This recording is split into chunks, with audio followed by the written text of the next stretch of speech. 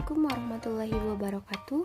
Perkenalkan, nama saya Septia Esramelda dengan NIM 1901776 dari Prodi Sastra Indonesia.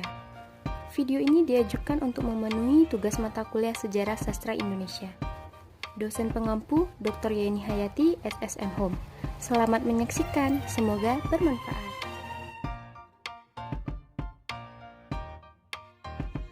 Sejarah Angkatan Balai Pustaka. Balai Pustaka awal mulanya terbentuk ketika pemerintahan kolonial Belanda mendirikan komisi untuk bacaan sekolah, pribumi, dan bacaan rakyat pada tanggal 14 September 1908 melalui keputusan Gubernur Mann dengan nama awal Komisi für the Indies School and Volkslecture yang diketuai Dr. G.A.J. Hazeu. Dan Balai Pustaka baru menghasilkan bacaan pada tahun 1910 yang dipimpin oleh Dr. D.A. Rienkes sampai tahun 1916 yang tugasnya memajukan moral dan budaya serta meningkatkan apresiasi sastra. Dan pada tahun 1917 pemerintah kolonial Belanda mendirikan kantor Voor de Volkslecture atau bacaan rakyat, yaitu Balai Pustaka. Tujuan didirikannya Balai Pustaka ialah untuk mengembangkan bahasa-bahasa seperti Jawa, Sunda, Melayu Tinggi, dan Madura, serta mencegah pengaruh buruk dari bacaan yang banyak menyuruh kehidupan pernyanyian atau cabul, yang dianggap memiliki misi politis liar, yang dihasilkan sastra Melayu rendah. Sedangkan pada masa pendudukan Jepang, 1942 sampai 1945, Balai Pustaka masih tetap eksis, namun menggunakan nama lain, yaitu Gunsei Kanbo Kokumen Toshokyoku, yang berarti Biro Pustaka Rakyat Pemerintah. Zaman keemasan Balai Pustaka sekitar tahun 1948 sampai pertengkaran tahun 50-an, yang dipimpin oleh K.St. Pamuntja dan mendominasi penerbitan buku-buku sastra.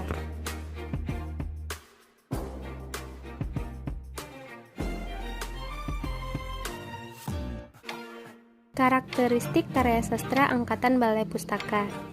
1. Sebagian besar sastra Angkatan Balai Pustaka mengambil tema masalah kawin paksa. Yang kedua, latar belakang sosial sastra Angkatan Balai Pustaka berupa pertentangan paham antara kaum muda dengan kaum tua.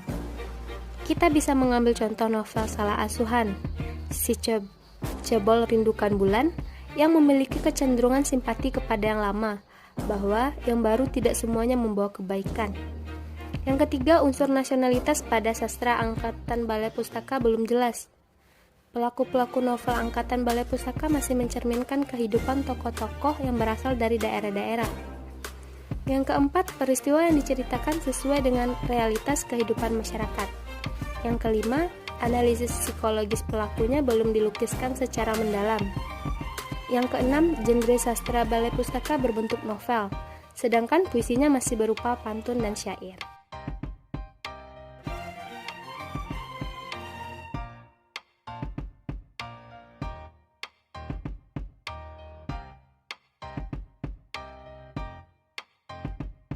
Pelopor Angkatan Balai Pustaka.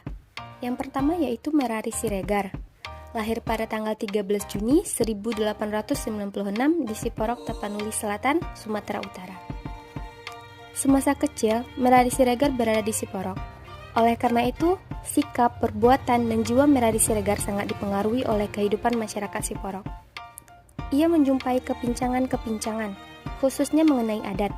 Misalnya kawin paksa yang terdapat dalam masyarakat lingkungannya. Setelah dewasa dan menjadi orang terpelajar, Merari Siregar melihat keadaan suku bangsanya yang mempunyai pola berpikir yang tidak sesuai dengan tuntutan zaman. Hati kecilnya ingin mengubah sikap orang-orang yang berpandangan kurang baik, khususnya orang-orang di daerah Siporok. Dan Merari Siregar meninggal pada tanggal 23 April 1940 di Kelenget, Madura. Contoh karyanya yaitu novel Azab dan Sengsara, Binasa Karena Gadis Priangan, Cerita Tentang Busuk dan Wanginya Kota Betawi, dan Si Jamin dan Johan.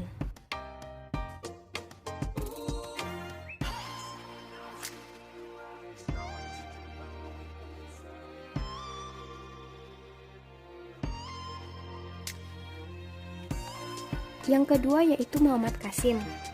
Lahir pada tanggal 14 November 1905 di Muara Sipongi, Sumatera Utara.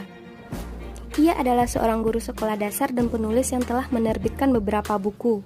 Koleksi kisah pendeknya yang berjudul Teman Duduk dianggap sebagai koleksi cerita pendek modern pertama dalam sejarah sastra Indonesia.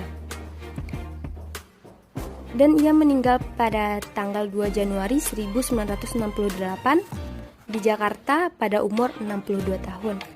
Contoh karyanya yaitu Pemandangan dalam Dunia Kanak-kanak yang berupa cerita anak-anak, novel muda teruna, Bertengkar dan Berbisik yang merupakan cerita anak-anak, Jabinuang Pergi Berburu dan juga merupakan cerita anak-anak.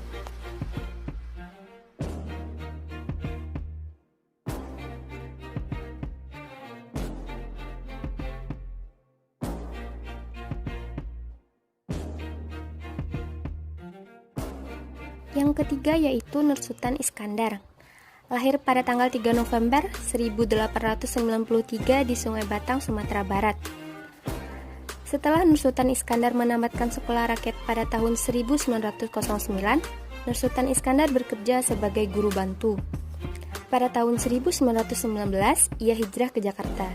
Di sana ia bekerja di Balai Pustaka, pertama kali sebagai korektor naskah karangan, sampai akhirnya menjabat sebagai pemimpin redaksi Balai Pustaka pada tahun 1925 sampai 1942. Kemudian ia diangkat menjadi kepala pengarang Balai Pustaka yang dijabatnya pada tahun 1942 sampai 1945. Nursultan Iskandar tercatat sebagai sastrawan terproduktif di angkatannya. Selain mengarang karya asli, ia juga menyadur dan menerjemahkan buku-buku karya pengarang asing seperti Alexander Dumas Haggard dan Arthur Conan Doyle. Contoh karyanya yaitu Apa Dayaku Karena Aku Perempuan, Cinta yang Membawa Maut, Salah Pilih, Abu Nawas, Hulu Balang Raja, dan Dewi Rimba.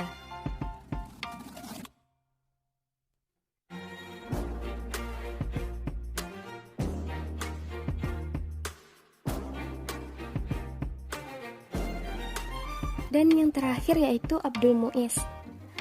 Lahir pada tanggal 3 Juli 1883 di Sungai Puar, Agam, Sumatera Barat. Ia adalah seorang anak Minangkabau, putra Datuk Tumanggung Sultan Sulaiman. Ayahnya merupakan seorang damang yang keras menentang kebijakan Belanda di dataran tinggi Agam. Selesai dari ILS, Abdul Muiz melanjutkan pendidikannya ke Stovia, atau disebut juga dengan Sekolah Kedokteran, yang sekarang Fakultas Kedokteran Universitas Indonesia, Jakarta. Namun karena sakit, ia tidak menyelesaikan pendidikannya di sana. Contoh karyanya yaitu novel Salah Asuhan, Pertemuan Jodoh, Surapati, dan juga Robert Anak Surapati.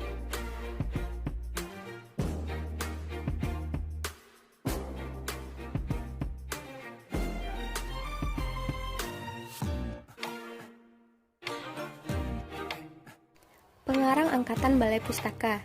Yang pertama yaitu Marah Rusli. Lahir pada tanggal 7 Agustus 1889 di Padang, Sumatera Barat. Ayah Marah Rusli bernama Sultan Abu Bakar, yang merupakan seorang bangsawan Pagaruyung dengan gelar Sultan Pangeran. Sedangkan ibunya berdarah Jawa, keturunan Sentot Ali Basyah, seorang panglima perang Pangeran Diponegoro. Dalam sejarah sastra Indonesia, Marah Rusli tercatat sebagai pengarang roman yang pertama dan diberi gelar oleh H.B. Jasin sebagai bapak roman modern pertama, sebelum muncul bentuk roman di Indonesia. Bentuk prosa yang biasanya digunakan adalah hikayat. Contoh karyanya itu novel Siti Nurbaya, Lasmi, Anak dan Kemenakan, naskah roman dan autobiografis Memang Jodoh, dan naskah roman Tesna Zahira.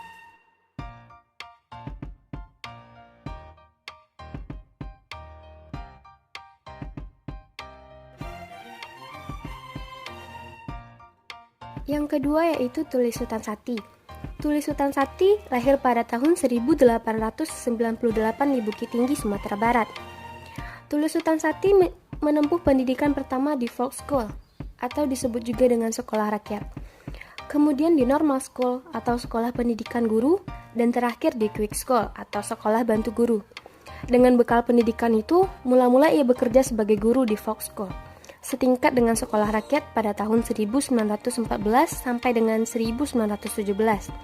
Setelah itu ia beralih profesi sebagai pegawai balai pustaka. Di balai pustaka, mula-mula ia bekerja sebagai pembantu korektor pada tahun 1920, kemudian menjadi korektor pada tahun 1920 sampai dengan 1924. Selanjutnya ia diangkat sebagai redaktur pada tahun 1930 sampai dengan 1938. Dan akhirnya, sampai pada masa jabatan pemimpin redaksi tahun 1940, Tulis Sutansati pensiun dari pekerjaannya.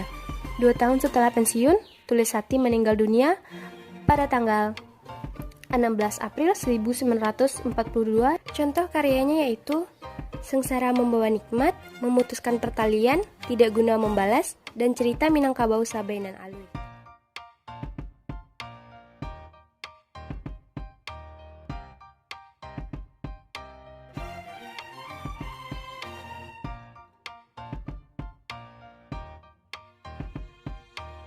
Yang ketiga yaitu ada Adinegoro, lahir pada tanggal 14 Agustus 1904 di Talawi, Sawah Lunto, Sumatera Barat. Nama aslinya sebenarnya bukan Adinegoro, melainkan Jamaluddin, gelar Datuk Marajo Sultan.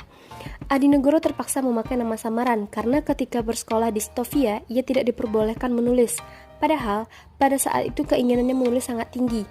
Maka digunakan nama samaran. Adinegoro tersebut sebagai identitas yang baru. Ia pun bisa menyalurkan keinginannya untuk mempublikasikan tulisannya tanpa diketahui orang bahwa Adinegoro itu adalah Jamaluddin, gelar Marajo Sultan. Oleh karena itulah, nama Adinegoro sebagai sastrawan lebih terkenal daripada nama aslinya yang bernama Jamaluddin. Contoh karyanya yaitu Asmara Jaya, Darah Muda, Melawat ke Barat.